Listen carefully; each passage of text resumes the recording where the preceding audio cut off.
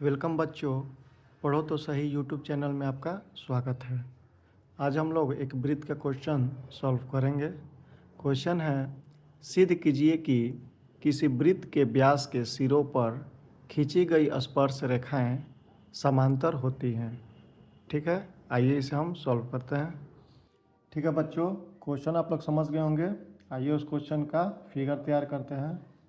हमारा सर्किल है और सर्किल में व्यास है।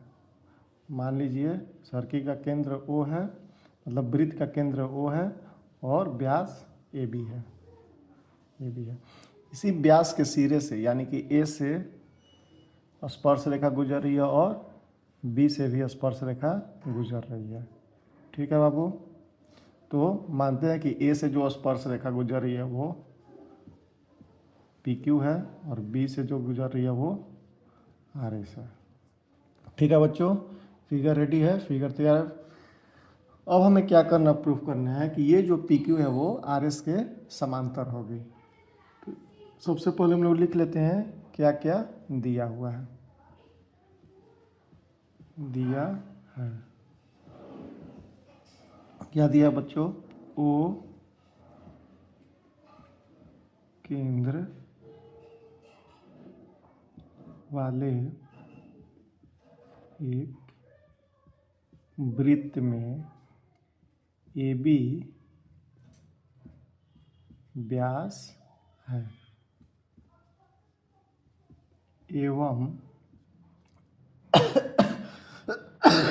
सॉरी AB व्यास है एवं सिरों A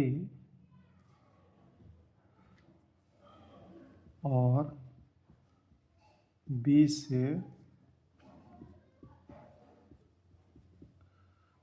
स्पर्श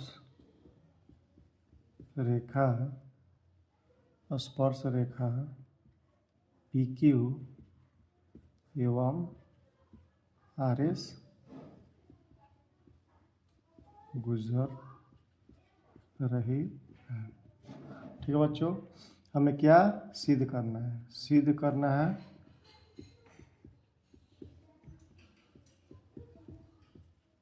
PQ जो है वो RS के समांतर होगी। तो हम लोग चलिए अब हम लोग सिद्ध पे आते हैं। ठीक है बच्चों, एक चीज़ हमें पता है, हम जानते हैं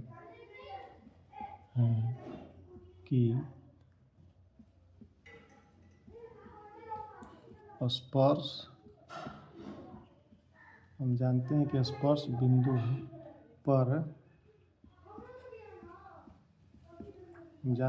स्पर्श बिंदु पर त्रिज्या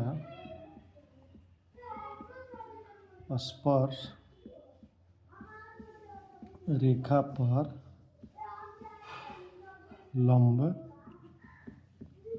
होती है। ठीक है बच्चों, ये क्या है, ये पॉइंट क्या है कि हम जानते हैं कि स्पर्श बिंदु पर त्रिज्या स्पर्श रेखा पर लंब होती है।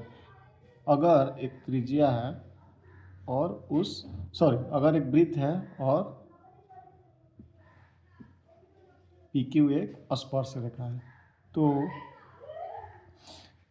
ये स्पर्श रेखा जिस बिंदु पर वृत्त को टच करेगी, अगर हम केंद्र को उस बिंदु से मिलाते हैं तो यहाँ 90 डिग्री का कोण बनता है। ठीक यही चीज़ यहाँ हो रहा है। यह हमारा वृत्त है, PQ स्पर्श रेखा है और बिंदु A पर स्पर्श कर रही है वृत्त को। तो ये जो हम त्रिज्या खींचेंगे यानी कि वृत्त को A से मिलाएंगे तो यहाँ 90 डिग्री का कोण बनेगा। ठीक उसी प्रकार OB है, त्रिज्या है और RS स्पर्श रेखा है, तो यहाँ भी बाबू 90 डिग्री का कोण बनेगा। ठीक है बच्चों, तो यहाँ से हम क्या देख रहे हैं कि OA लंब है PQ पर और OB लंब है आर एस पर। ओ ए पी क्यू पर लंब है, ओ बी आर एस पर लंब है। यानी कि ये 90 डिग्री का है बाबू, तो ये भी कितना होगा 90 डिग्री का, ये भी 90 होगा, ये भी 90 होगा। तो अगर हम ये कोण और ये कोण को देखें, दोनों 90 है। जब दोनों 90 है तो दोनों आपस में क्या होंगे, बराबर होंगे। तो एंगल ओ ए पी बराबर angle O B S 90 degree, 90 degree. ठीक है बच्चों, यहाँ तो कोई दिक्कत नहीं है। ठीक है, चलिए हम लोग आगे बढ़ते हैं। अच्छा, क्लास 9th में हम लोग ने एक प्रमेय पढ़ा होगा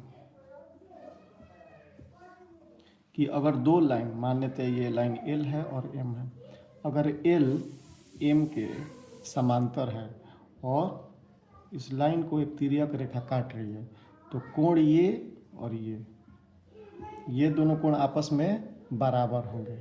ठीक है बाबू, दोनों कोण आपस में बराबर होंगे अंत एकांत कोण से, ये हमने पढ़ा था। तो ठीक इसका उल्टा अगर हम लोग देखें तो मान लो दो लाइन, मान लेते हैं दो लाइन है और एक तिर्यक रेखा है और ये दोनों कोण बराबर दिया हुआ है, एंगल 1 इक्वल टू एंगल 2। तो ये दोनों कोण तभी बराबर होंगे जब ये दोनों लाइन आपस में समांतर होंगे। इस प्रमेय के अनुसार ये दोनों तभी बराबर होंगे, दोनों कोण तभी बराबर होंगे जब ये दोनों लाइन आपस में समांतर होंगे। वही चीज़ हमको यहाँ देखने को मिल रहा है कि पी क्यू और आर एस दो लाइन है, उनके बीच में ए बी क्या है, तिर्यक रेखा है। ए बी तिर्यक रेखा है और ये दोनों कोण बराबर है। हम लोग ने अभी सिद्ध किया कि दोनों 90 डिग्री का है, दोनों कोण आपस में बराबर है। तो जब ये बराबर है तो ये तभी बराबर होगा जब पी क्यू और आर एस समांतर होंगे। ठीक है बच्चों, तो यहाँ से हमारा क्वेश्चन सिद्ध होता है।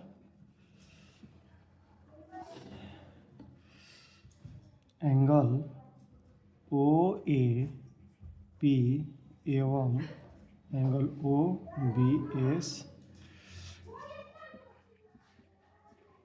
बराबर है एवं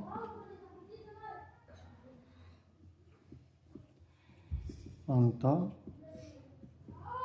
एकांतर कोण है। ठीक है, अब वो दोनों बराबर है और दोनों अंत एकांतर कोण है।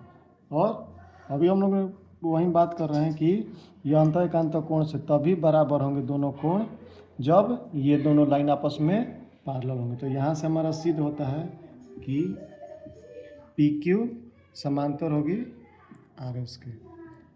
यहाँ हमारा क्वेश्चन सिद्ध हो गया। ठीक है बच्चों, अगर आपको नहीं समझ में आती है, एक बार में नहीं समझ में आई होगी तो कोई ये वीडियो को एक बार और देख लीजिएगा, आपको सारा चीज़ क्लियर हो जाएगा। ठीक है बच्चों, धन्यवाद। तो देर किस बात की, अभी हमारे चैनल पढ़ो तो सही को सब्सक्राइब करें और हाँ, बेल आइकन जरूर दबाएं लेटेस्ट अपडेट्स के लिए।